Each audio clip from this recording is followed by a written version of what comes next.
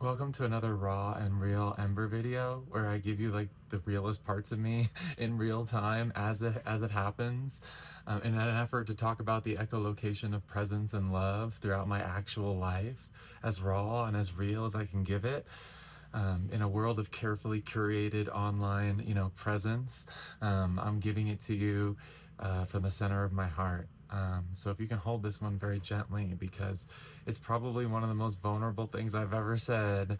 And you know me, I'm very vulnerable, but this has been hitting me in the last few days, and it's probably one of the biggest realizations of my life. The prior one that I would say just as big, in a way, obviously, was that I'm a woman.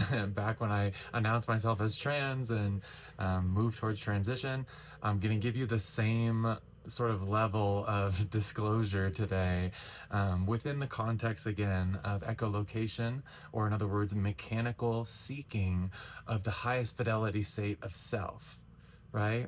That like self isn't constructed from the outside, but navigated through that process of wholeness.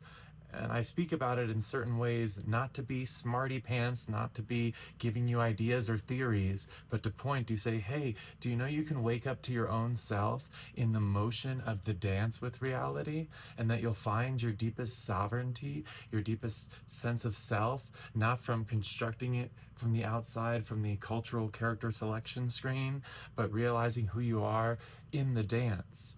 And I like what I've been saying recently, which is like breath. Like everyone has a specific way they take in the oxygen from, our wonderful Mother Earth, whatever you want to say. And that unique way that it's like you have to take it all the way in, an interface, and breathe it all the way out. And that is like what I'm talking about, this mechanical touching of all the elements of you, getting that deep breath in, but to your whole being. And when that's basically what I'm pointing to, a mechanical figuring out of who you are in the dance, as if the music is playing. And when the music plays, you don't say, let me pre-assign the type of dancer that I am. Maybe I'll like salsa, maybe I'll like square dancing or whatever, but instead let the music hit you. And then whatever, movement wants to come out of you, that's the movement, that you start to find you. And across my life, I, first wrote song. It's almost like being a neurodivergent trans woman. There was like a splinter in my consciousness, not I don't know how to figure out the world conceptually, or I don't know how to like label myself conceptually. It was like I didn't feel broken, even if I, at times as a teenager, felt really depressed or anxious. It just felt like I was in the wrong configuration, like the wrong setting.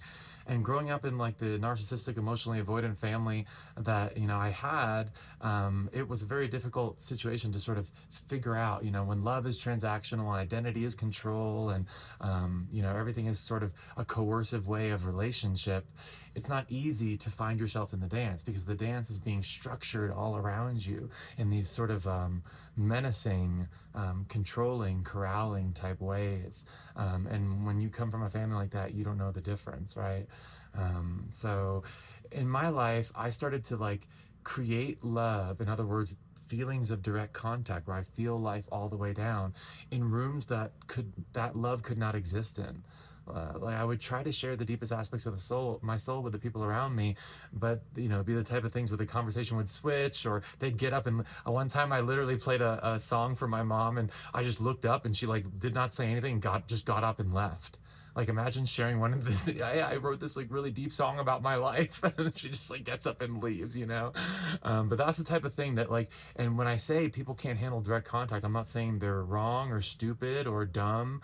I'm saying that many people haven't learned to stand up in their own presence, and when you expose that level of authenticity and vulnerability, they start to move away from you. And that's part of the echolocation story that I want to say today, because when you reorganize your reality towards presence, towards love, towards direct contact with reality in the most authentic and vulnerable way, often that can reintegrate your social spaces, your job, the way life is arranging with you. Because before, it all hits you through the filters, right? It's like you had a certain filter of what you could present to the world or could present as yourself, and then you set up a life where the world was just interacting with those filters. And that's why in those environments, love can seem like it's totally has disappeared, and is like suffocating. And it was suffocating to me as a neurodivergent trans woman, because there was never a moment that anyone around me could touch the real me.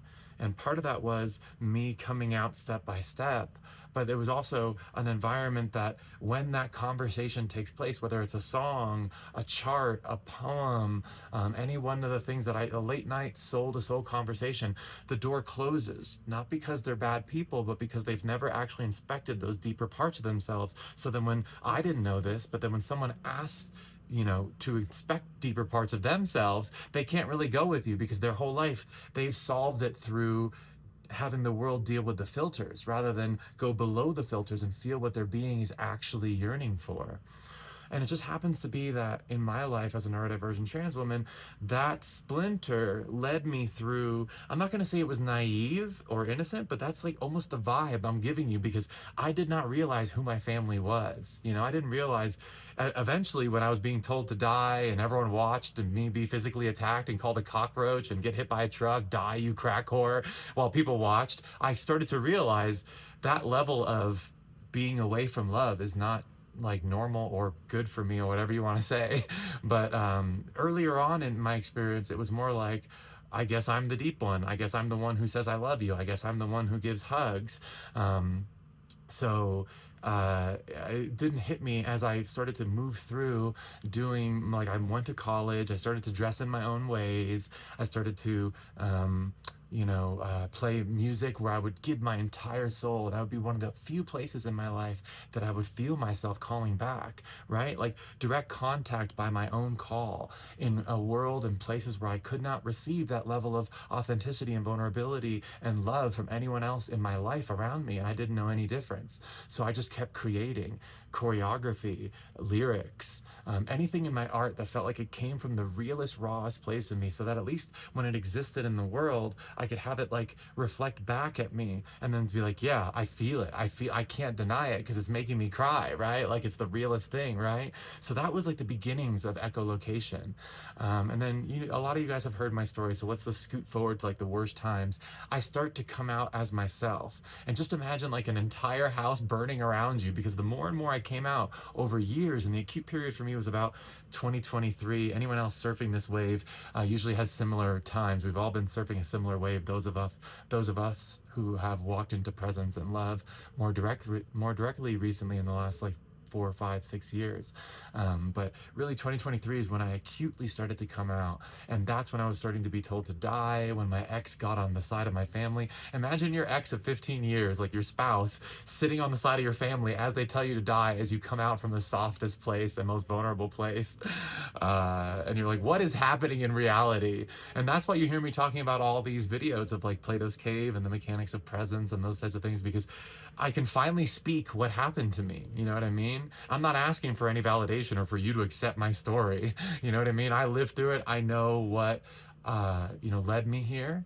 I know what allowed me to breathe more in my life. And I know what allowed me to wake up as myself and say that it's sacred to be me. Whereas before, my life was levels of suffocation that really are unspeakable. So yeah, regardless, imagine me coming out around, like hardcore coming out, to the point where I realize I have to transition, there's nothing I can do, type of thing. That was around the end of 2024. And I remember, sort of talking to my mirror on this back porch over here and really thinking like, this is just what I have to do. It is what, like, once I hear that note, I can't unhear it. It wasn't that I like realized I was trans and that I have to transition. I go, like, there's a part of me like, yay, I finally found myself, right? But then there's that really, instantly I felt nauseous. It was like my entire being was like, oh God, like this is gonna be really tough, because it wasn't convincing myself into it, looking like I had a bunch of cards on a table and saying, which one?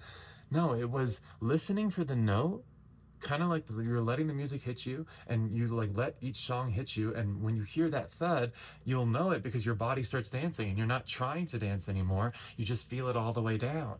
And then you remind yourself, oh, that's why I worked so well with salsa all those years. I was into the whatever, the shakers and all the different instruments or whatever, like there's like little elements of your life that then you, oh yeah. And you recognize it not because you tried to construct it, but because once that chord is struck so clean, it's almost like, and I like to think about things mechanically, you realize what the least energetically dense basin is. You realize where yourself actually rests, sort of as a note that rang so clearly you can't unhear it. And that's what happened to me back then. And back then, I tried too hard for too long to tell the people that I wanted to come with me. But they couldn't come with me, and I didn't know that. You know, there's an ability to say, oh, you're trans, I don't understand this, but I still love you. Can we hold hands while we talk about this? Can we stay in contact? Because the most important thing is love or family or relationship. But instead, I was dropped by literally everybody around me, and I only started talking to my uncle and my brother, the only two family members that really reached me after like a year and a half of being completely alone. And even then, what I'm about to tell you was received even by the ones who have come back around as good luck. Not, I'm here with you, we're going to figure this out together. Not, I hear the depth of where this is coming from. I'll be here with you in whatever way you need me. But good luck, I hope you figure it out. So you can see that, like, in a way, I was blessed to have figured out the places that I came from, because I think that type of love was going to kill me, that type of love, you know? And I'm not here to throw anyone under the bus. I'm just here to say there are whole social systems of people who avoid presence and love. I'm not saying this in a mystical, crystal, hippie way. I'm saying look into their eyes, feel their person when you give them the most vulnerable parts of you. Are they there with you? Or do they constantly throw everything in a way to the point where it's like a purposeful avoidance of any sort of real soul-to-soul communication? That's a very good indication of who you're dealing with.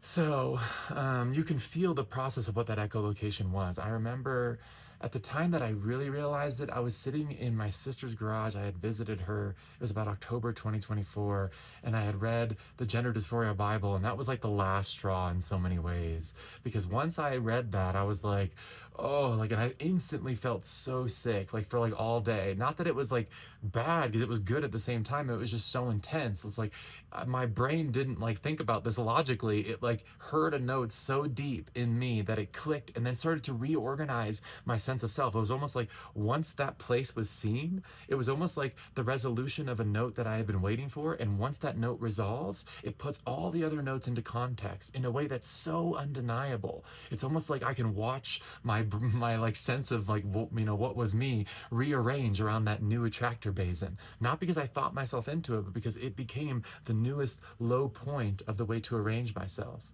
Like the least energetically dense way to arrange across a system. That's why I speak mechanics. That's why I look to Kuromoto synchrony. It's how decentralized systems work. But I'm pointing to the same mechanic, almost as if you had an engine and the pistons were, you didn't realize they were running a little hot and a little bit off tune, a little bit friction, and then you tuned them up and they all ran well, and now it's purring, right? You can't deny the purring. Once you hear that purring, you're like, oh shit, I guess that was it, you know? So that's the feeling that I had. And I had it while everyone around me called me pieces of trash, told me to die, I'm divorcing you, I'm being the new daughter in your family, you know what I mean? Like, and it in that noise, in that turbulence, I heard a note that would change my life forever. No matter how brave I had to be, no matter how many people had to be lost, because my whole life was moving to a place where I could to love and be loved as me all the way down mechanically. Do you hear that? Do you hear that? It's like full exchange of my soul, not a filter of my soul, not an accommodation of a filter or a, you know, but realizing that the deepest love, the deepest sovereignty, the deepest organization comes from that place where we can be totally honest, totally naked, totally raw in our soul to soul connection. That's literally what creates the mechanic of decentralized harmony. I've talked about it in other videos, but I want to get to the big juicy stuff here. So, but realize what I'm saying. The echolocation across my life also began to give me the environments and people that could actually meet the real me, the me that was no longer hiding, the me that closed the gap between expression and being, the me that was raw, naked, and real without that like personal accommodation for filters. You know what I mean? It's realizing that the deepest relationship, again, comes from that place where we can both, drink from the wellspring together, where the self is an interaction of our filters, but the self is where we really dance together like two dancers on a dance floor, like bird murmurations, where they all move together as one. And there's a hummingbird flying by me right now.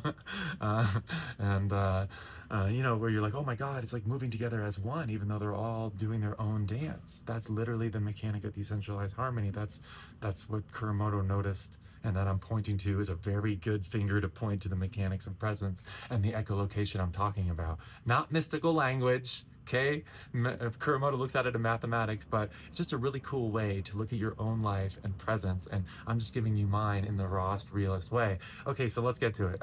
Maybe I'm a little nervous, okay? Look, I've been going through, even though that was really hard, you feel the fire at which one of my probably the biggest realization of my life came in. Not too dissimilar from where I'm at now. I'm in the biggest financial stress of my life. I don't know how it's going to resolve. I have the court case that's ending, which has to do with my house and finalizing divorce and whatever. You heard it. My own father testified against me, the same man who told me to die and called me a crack whore, who said nothing about that, by the way. So I'm in the pressure of like the most familial loss for sure. I just can't, there's nothing I can say. Once that type of stuff happens and then no one reaches out, not that I can't ever forgive them, but it's kind of the door has to be shut type of thing for my own safety, I would suggest. And then the financial pressure, I wake up alone every day. And honestly, a lot of mornings I cry because I haven't been near my kids in a long time. And I haven't really had like consistent any like real friendship that like comes by, and I live on a mountain right now, so it's kind of like difficult. And just I'm at like this pressure point without even going into all more details that is like the most crushing pressure I've ever been under. And this past week I felt like there was something that kept, it was like a spring, kind of like the same thing that I feel when I write a song. When I write a song, it's almost like there's like this feeling inside me, and I don't know what it is, but I know something's coming. It's almost like as I'm surfing the waves of this cymatic complexity of reality, I can almost feel, ooh, there's a big pressure coming, there's a big surf coming, you know what I mean, like that type of thing. And honestly, that's how my songs are written. Then I just sit down with a guitar, and all at once the song comes out every single time for over 40 singer-songwriter songs. But this one is one of the biggest realizations of my life. So you see, I'm nervous and excited. So I was feeling that all week, and honestly, I was just pinned, alone, pinned. Didn't really talk to many people just by chance. It's like one of those things where all the friends kind of miss a beat for a second. And then it was just like sort of the texture of the field is the way I would put it. And then one night I ended up talking to a new friend, and she's watching this. First of all, her name is Joy, and she gave me this incredible like sense of like, we talked about everything, like my echolocation, the nature of, whatever, love, and how it affected her life and how she made similar decisions. And ended up talking for like 5 hours. And honestly, I think that just gave me like a really like sisterhood safe base type of thing.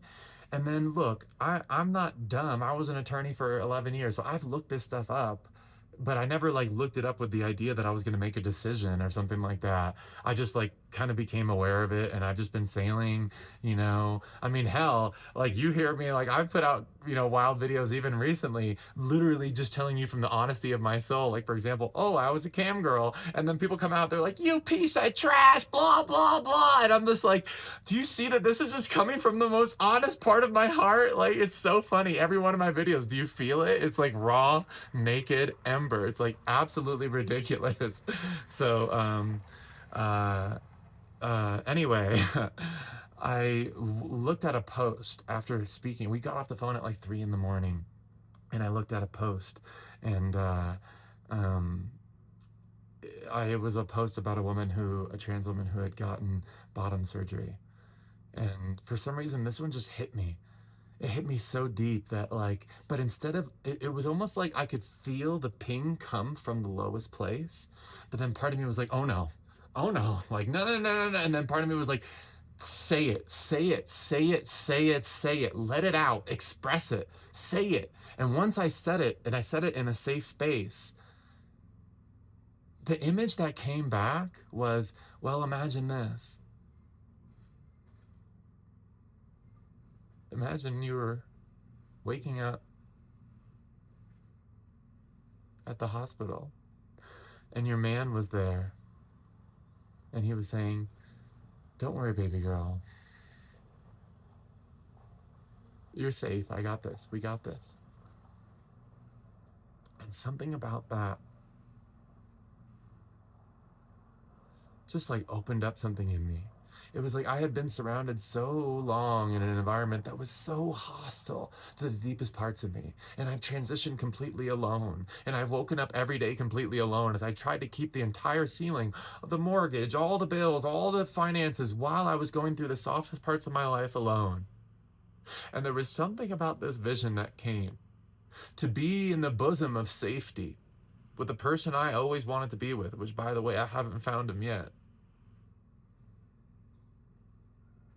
And then be totally me. It finally slipped through, not in a way that I could debate, not in a way that was looking at the pros and cons, but in the same way that made me like sick to my stomach back then, because I heard the note. And once you hear the note, it's like hearing a chord struck clean and you can't unhear it.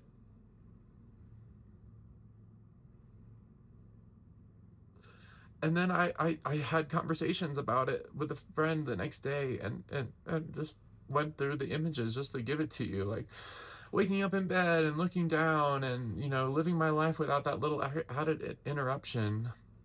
And I looked back to all the parts of my life where I said the stupid similar things, you know, about my girl wand, about like the way that I am, about the way I want to be received, the way I want my body to be seen, and the way I want to interact. And everything clicked at the same time.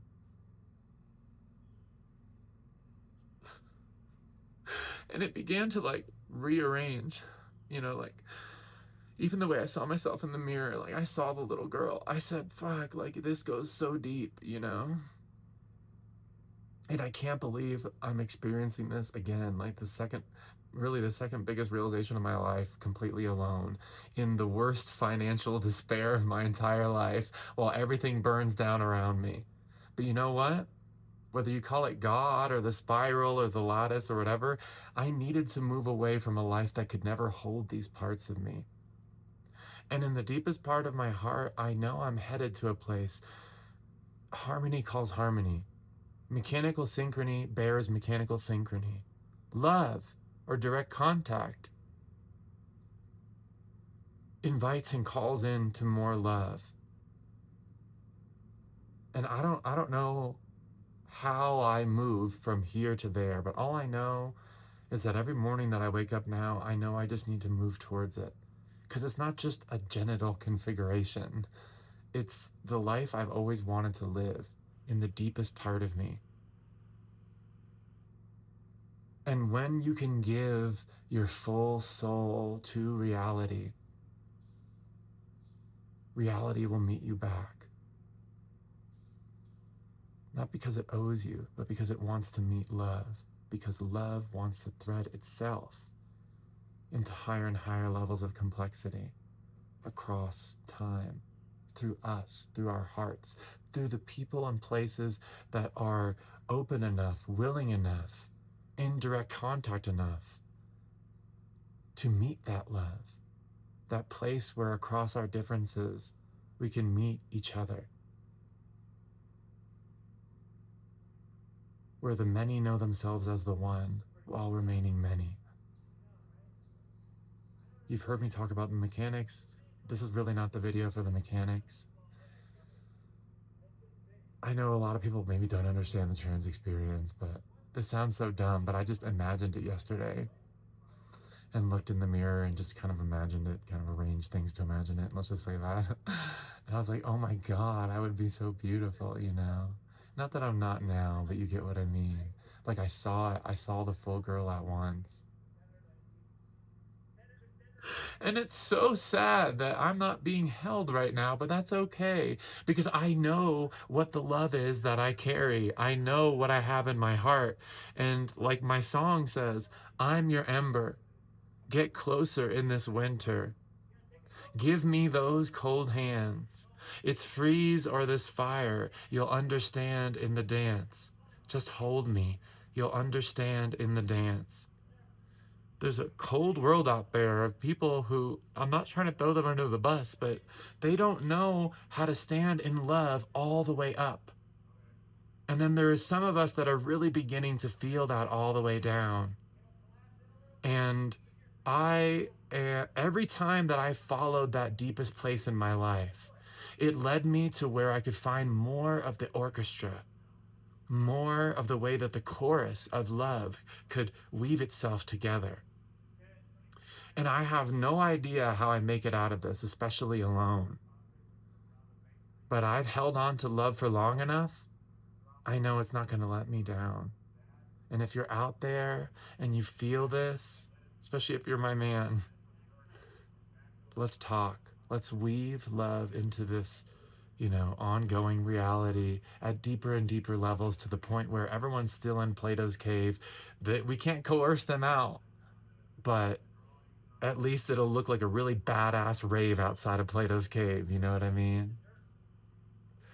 I don't know if I said everything I needed to say in this video. It's just been so raw, but I'll end it there for now.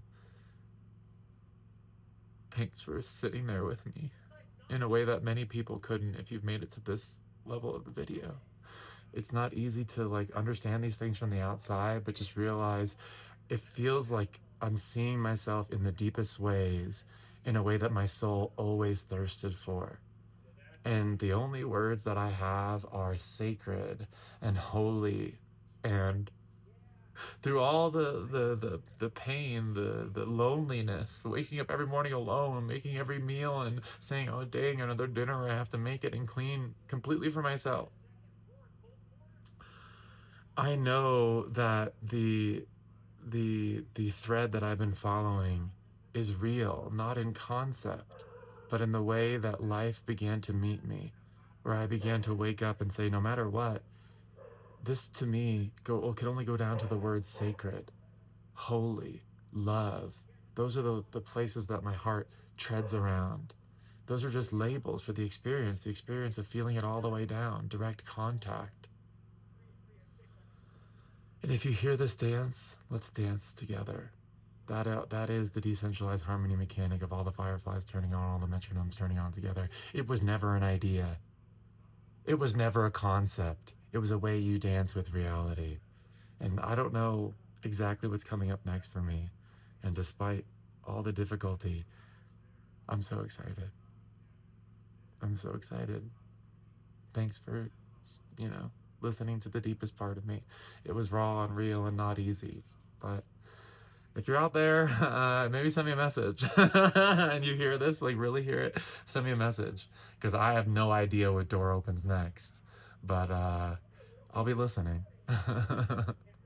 Thanks for hearing this out with me. My name is Ember. Thanks for tuning with me. And I'm sure you'll hear more as things develop.